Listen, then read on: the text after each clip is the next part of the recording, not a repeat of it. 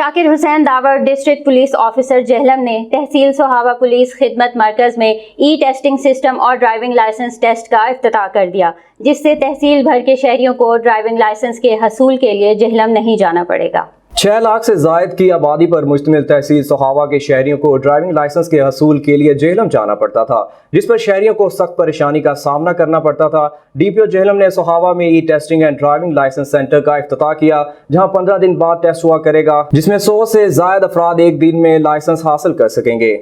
میں کلی کچہریوں میں آیا تو عوام کی یہ خواہش تھی کہ جو ڈرائیونگ ٹیسٹ کی جو فیسلٹی ہے وہ یہاں پہ لوکل سطح پہ ہونی چاہیے، کیونکہ یہ دور دراز علاقے ہیں اور جہلم شہر میں آتے ہوئے کافی ٹائم ضائع ہوتا ہے۔ تو اسی ڈیمانڈ کو ہم نے آج پورا کیا۔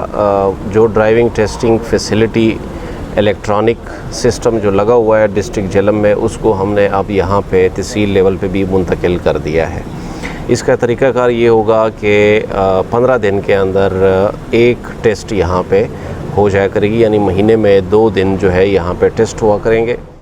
ڈرائیونگ ٹیسٹ جہلم ہونے کی وجہ سے شہریوں کی اکثریت ڈرائیونگ لائسنس سے محروم تھی۔ ای ٹیسٹنگ سینٹر کے سوہاوا میں قیام سے جہاں ایک طرف ٹرانسپورٹری سہولت سے مستفید ہوں گے، وہیں نوجوانوں کو لائسنس کے ساتھ ساتھ قانون سے آگاہی بھی حاصل ہوگی۔